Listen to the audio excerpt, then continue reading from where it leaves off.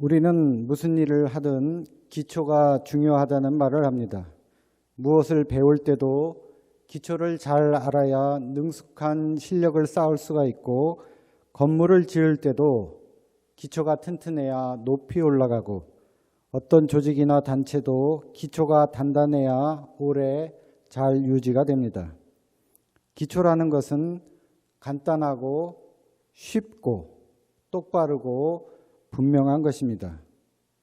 그래서 누구나 할 수 있는 것이기도 하지만 너무 쉽게 생각해서 기초를 제대로 쌓지 않고 그냥 다음 단계로 넘어가기도 합니다.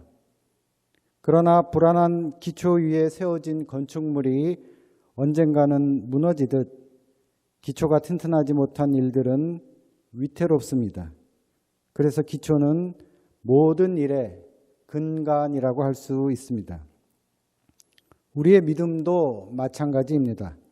기초가 탄탄한 믿음은 어떤 어려움에도 쓰러지지 않지만, 기초가 부실한 믿음은 어려움이 닥치면 금방 불신앙이라는 바닥을 드러내고 맙니다. 원망과 불평이 터져나오고 다툼과 분열이 일어납니다. 그래서 평소에는 잘 드러나지 않고 중요해 보이지도 않지만 위기의 순간이 찾아오면 그 진가를 바라는 것이 바로 믿음의 기초라고 할 수 있습니다. 그렇다면 기초가 튼튼한 믿음, 굳건한 믿음을 우리는 어떻게 쌓아 나갈 수가 있을까요? 이는 우리의 믿음의 기초가 어디에 놓여 있는가? 다시 말해 우리의 믿음의 기초가 어디에서 비롯되는가에 달려 있다고 할 수 있을 것입니다. 오늘 성서정과의 말씀들을 통해 우리의 믿음을 굳세게 하는 그리스도인의 믿음의 기초에 대해서 함께 생각해 보고자 합니다. 우리가 계속 살펴보고 있는 출애굽기는 하나님에 대한 불평이 오래전부터의 이스라엘 백성의 잘못된 습관이었다는 것을, 그러나 그럼에도 하나님은 그들에게 자비를 선물로 베푸셨으며 그들에게 하나님의 백성에 상응하는 삶을 살도록 끊임없이 호소하셨음을 보여주고 있습니다. 오늘 출애굽기 17장을 보면 이스라엘 백성은 처음에는 하나님의 명령대로 잘 움직였는데 마실 물이 없는 공경에 처하게 되자 모세를 원망했고 하나님을 시험했습니다. 그들을 왜 이집트에서 데리고 나왔느냐고, 여기서 목말라 죽게 할 작정이냐고 하며 모세에게 대들었습니다. 그러나 이러한 불평의 화살은 7절에 나오는 것처럼 주님께서 우리 가운데 계시는가 안 계시는가, 즉 하나님이 계시는데 어찌 이런 일이 일어났느냐는 원망으로 귀결이 됩니다. 결국 모든 불평과 원망의 뿌리는 불신앙이었다는 것이 밝혀집니다. 왜냐하면 하나님을 믿지 못하는 것이 바로 하나님을 시험하는 것이기 때문입니다. 이스라엘 백성은 하나님께 합당한 감사와 영광을 돌리지도 않았고 하나님이 자신의 약속에 진실하신 분이심을 믿지도 않았습니다. 지금 이스라엘 백성은 이집트를 벗어나 홍해를 건너게 하시고 구름기둥과 불기둥으로 인도하시고 만나와 메추라기로 먹이시는 주님과 함께 약속의 땅을 향해 나아가고 있는 중이었습니다. 그러나 그들은 눈앞에 위험이 닥치고 고통이 엄습하면 이전에 베풀어 주신 하나님의 은혜는 잊어버리고 죽겠다고 아우성치며 하나님을 시험했습니다. 그들은 하나님의 도우심을 구하는 대신 당장이라도 돌로 칠 것 같은 기세로 모세에게 물을 내놓으라며 대들었습니다. 나중에 이곳에 무리바, 다툼, 맞사, 시험함이라는 명칭이 붙여졌는데, 이는 이스라엘 백성이 하나님을 믿지 못해 불신앙에 빠졌다는 것을 그 땅 자체가 증거하고 있는 것입니다. 그러나 이 무리바와 맞사는 출애굽 당시 이스라엘 백성에게만 국한된 명칭은 아닐 것입니다. 이후 계속되는 성경의 이야기들 속에, 기독교의 역사 속에서, 그리고 오늘 우리 신앙 공동체와 나의 믿음 속에서도 이 무리바와 마사는 곳곳에서 발견됩니다. 당장이라도 돌을 들어 누군가를 치고 싶은 원망과 분노가 우리 속에도 있습니다. 우리 손에 쥐어진 이 원망과 분노의 돌들을 우리는 어떻게 내려놓을 수가 있을까요? 오늘 성경을 보면 하나님께서는 바위에서 마실 물이 터져 나오게 하심으로 이스라엘 백성의 원망과 분노의 돌을 내려놓게 하셨고, 이스라엘 백성이 다시 앞으로 나아갈 수 있는 힘을 공급해 주셨습니다. 계속되는 불신앙과 반항에도 불구하고 하나님은 이스라엘 백성을 계속 사랑해 주셨습니다. 하나님의 측량할 수 없는 사랑은 인간의 모든 사악함을 능가하며 인간의 모든 죄와 악에도 불구하고 구원의 약속을 향한 기초가 됩니다. 하나님은 그들이 마땅히 받아야 할 대가를 주신 대신 오히려 그들에게 필요한 것, 유익한 것을 주시는 분이십니다. 우리를 구원하시고 생명의 길로 인도하시려는 것이 바로 하나님의 마음입니다. 유불리에 따라 조속으로 변하는 인간의 마음은 믿을 수 없는 돌멩이 같은 마음이지만, 신실하신 하나님의 마음은 흔들리지 않는 바위와 같은 마음입니다. 그리고 이 바위에 부딪히는 인간은 그곳에서 생명수가 터져 나오는 놀라운 하나님의 은혜를 경험하게 됩니다. 따라서 우리의 믿음은 하나님을 시험하는 돌멩이 같은 믿음이 아니라 온전히 하나님을 신뢰하는 바위 같은 믿음이어야 합니다. 그렇다면 우리는 이 바위처럼 굳세고 흔들리지 않는 믿음을 어떻게 얻을 수가 있을까요? 오늘 마태복음서 빌립보서의 말씀은 우리 개인이, 우리 신앙 공동체가 어떻게 하면 굳센 믿음에 설 수 있는지 그 방법을 알려주는 말씀이라 할 수 있습니다. 다시 말해 하나님의 마음을 닮은 신앙인, 하나님이 기뻐하시는 신앙 공동체에 대한 권면의 말씀입니다. 우리가 하나님의 크신 사랑의 마음을 담고 죽기까지 하나님께 순종한 예수의 마음을 지닌다면 우리의 믿음은 참으로 굳센 믿음이라고 할 수 있을 것입니다. 오늘 마태복음서의 말씀을 이해하기 위한 중요한 배경은 이 사건이 바로 예루살렘 성전에서 일어났다는 것입니다. 오늘 읽으신 21장의 본문 앞부분을 보면 바로 전날 예수님은 나귀를 타고 예루살렘 성으로 들어오셨고 곧바로 유대인 종교 생활의 중심지인 성전을 방문하여 돈을 바꾸어주는 사람들의 상과 비둘기를 파는 사람들의 의자를 둘러엎으셨고, 내 집은 기도하는 집인데 너희들이 강도들의 소굴로 만들어 버렸다고 화를 내셨습니다. 그리고 성전뜰에 있던 눈먼 자들과 아픈 사람들을 고치시며 여러 가지 놀라운 일들을 행하셨습니다. 거기에 있던 아이들은 큰 소리로 다윗의 자손에게 호산나를 외쳤습니다. 즉 예수가 메시아 그리스도라고 아이들이 소리쳤던 것입니다. 그런데 그 광경을 보고 대제사장들과 율법학자들, 소위 성전 지도자들은 몹시 화가 났습니다. 왜 성전 지도자들은 화가 났을까요? 여러 가지 이유가 있었겠지만 핵심은 제사가 멈췄기 때문이라고 생각해 볼 수가 있습니다. 성전에서 제사가 멈추는 일은 없었습니다. 그런데 예수라는 사람이 나타나서 한바탕 소동을 벌임으로 갑자기 제사의 시스템이 중단된 것입니다. 지금 우리는 코로나19로 인해 유례없는 비대면 예배를 드리고 있습니다. 처음에는 당황스럽고 혼란스러웠지만 이제 이 비대면 예배에도 조금 익숙해지는 것 같습니다. 함께 모여 예배드리지 못하는 것이 참으로 안타깝지만 그래도 하나님께 예배를 드린다는 점에서는 변함이 없습니다. 그런데 예수님은 비대면 예배 정도가 아니라 바로 예배를, 제사를 중지시켰습니다. 예수님은 위선적이고 형식적인 제사, 마땅히 하나님께 드려야 할 영광과 찬송을 인간들이 자신들의 목적과 이익을 관철시키려는 수단으로 삼는 그런 제사를 중지시킨 것입니다. 그러나 성전 지도자들은 자신들의 전통적인 권한인 제사가 예수에 의해 중단된 것에 대해 분노했고 예수에게 그 대가를 치르게 할 작정이었습니다. 오늘 본문은 이런 한바탕의 큰 소동이 성전에서 벌어진 그 다음 날의 이야기입니다.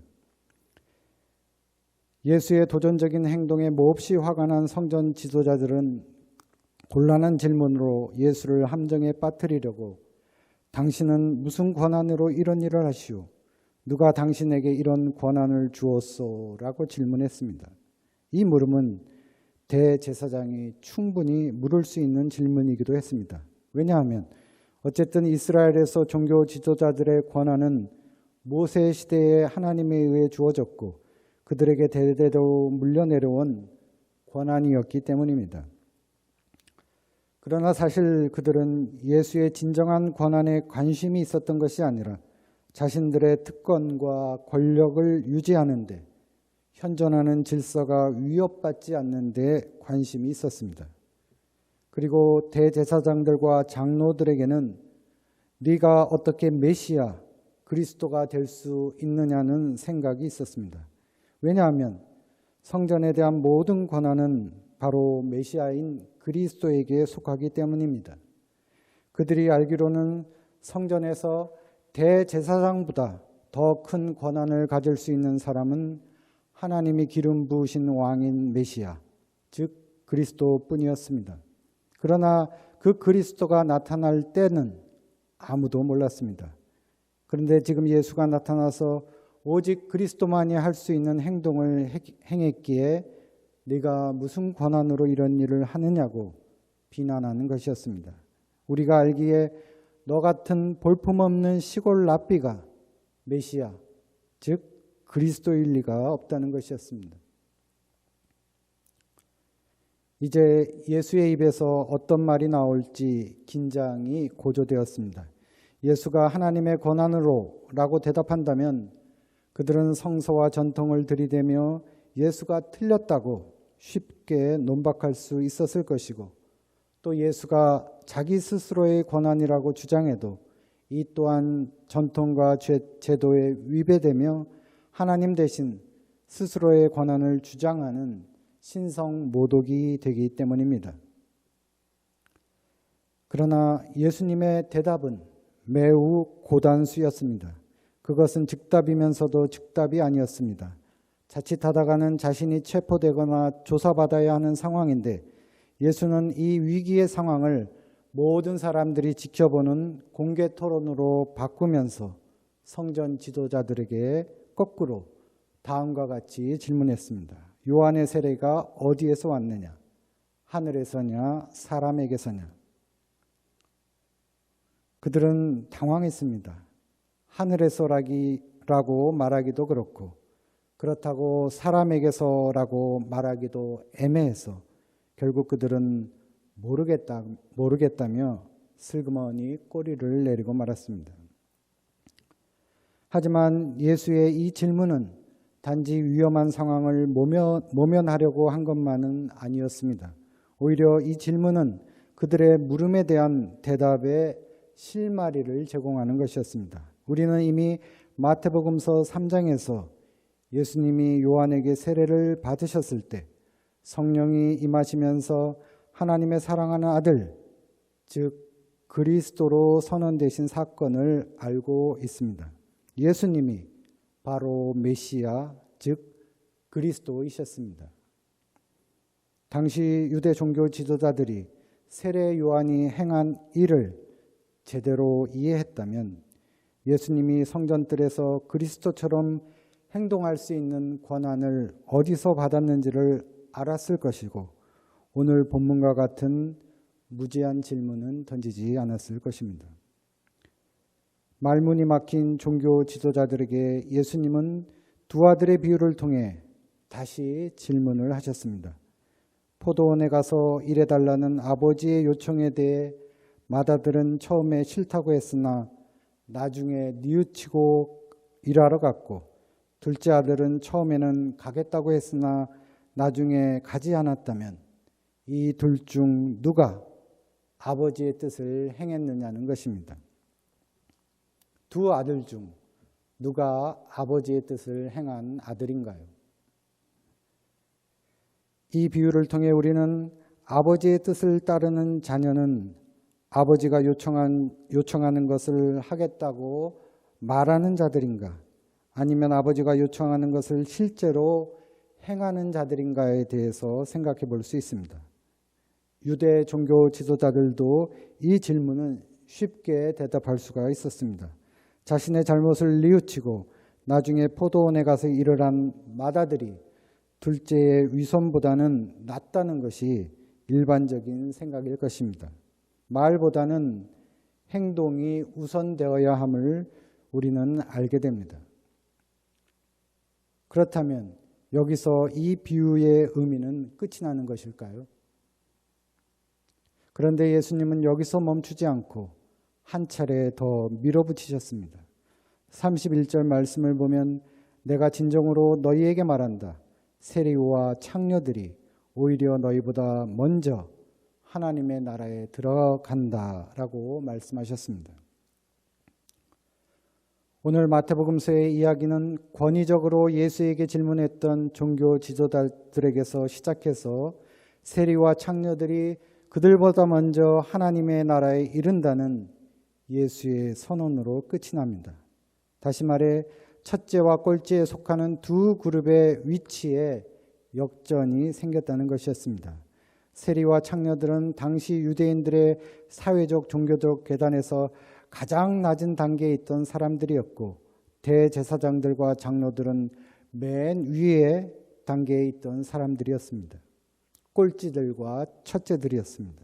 그렇다면 당연히 하나님의 나라는 첫째인 종교 지도자들이 먼저 들어가야 하는 나라였습니다.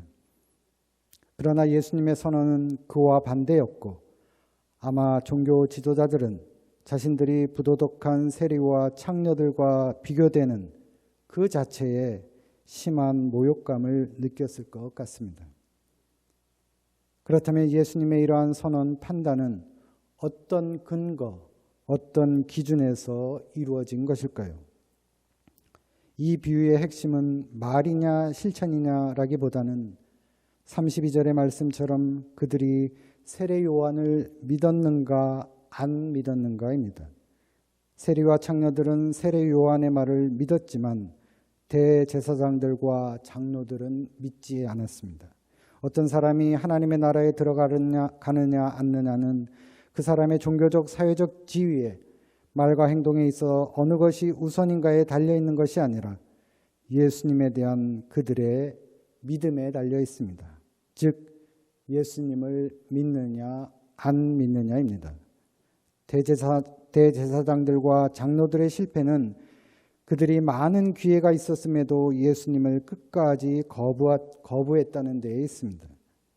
그들은 예수님을 믿지도 않았고 믿지 않으니 행할 수도 없었던 것입니다.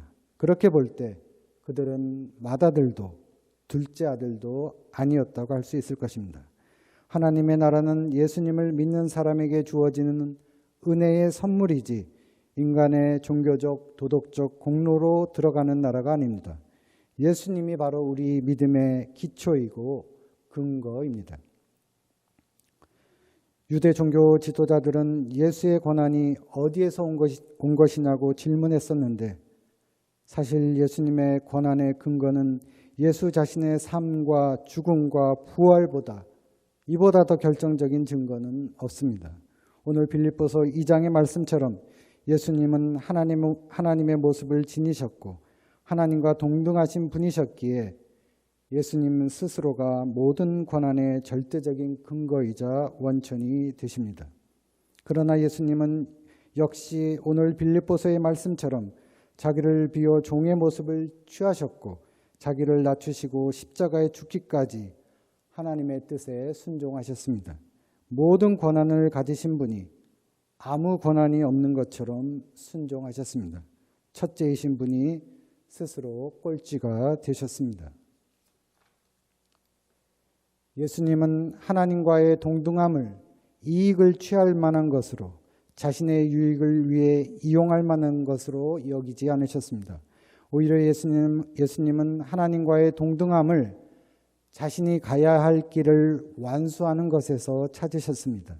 그 길은 인간이 되는 길, 기름 부음을 받은 이스라엘의 그리스도가 되는 길, 세상 죄를 지고 십자가에서 죽는 길이었습니다.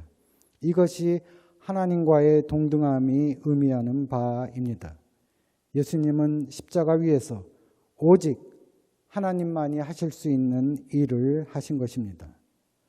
하나님의 아들이 십자가에서 죽는 것을 바라볼 때 우리가 깊이 생각해야 할 것은 그것이 하나님이 누구인지를 진정으로 보여준다는 것입니다.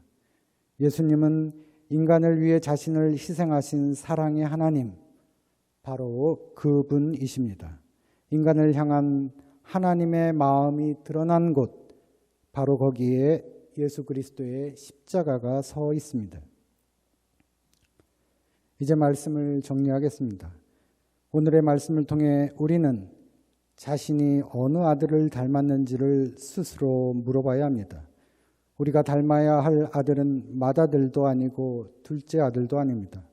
우리가 닮아야 할 아들은 하나님의 외아들이신 예수 그리스도이십니다. 예수님은 세상을 구원하라는 아버지의 요청에 예라고 대답하셨고 그 일을 즉시 완수하셨습니다. 하나님을 믿고 그 말씀에 순종하셨습니다. 그러므로 하나님께서는 그를 지극히 높이셨고 모든 이름 위에 뛰어난 이름을 주셔서 모두가 예수 그리스도는 주님이시라고 고백하게 하셨습니다. 우리의 믿음은 이 예수 그리스도는 주님이시라는 고백에 기초하고 있습니다. 그리고 이 예수 그리스도를 닮아가려는 사람이 바로 그리스도인입니다. 우리는 어떻게 예수 그리스도를 닮을 수가 있을까요? 예수 그리스도의 마음을 품어야 합니다. 그 마음은 자신의 유익을 위해 권한을 행사하고 자신의 손해 때문에 남을 원망하고 하나님을 시험하는 마음이 아닙니다. 그 마음은 하나님의 마음을 담기 위해 자신의 권한을 내려놓고 죽기까지 하나님의 뜻에 순종하는 마음입니다. 첫째이지만 말없이 꼴찌 뒤로 가서 서 있는 마음입니다. 우리가 그리스도인이 될 수 있는 까닭은 그리스도께서 우리 뒤에 서 계시기 때문입니다. 이 예수 그리스도의 마음이라는 기초 위에 우리의 믿음이 세워질 때 우리의 모습은, 우리 신앙 공동체의 모습은 주님의 모습에 좀 더 가까운 모습으로 새롭게 빚어질 수 있을 것입니다. 다 같이 묵상기도 드리시겠습니다.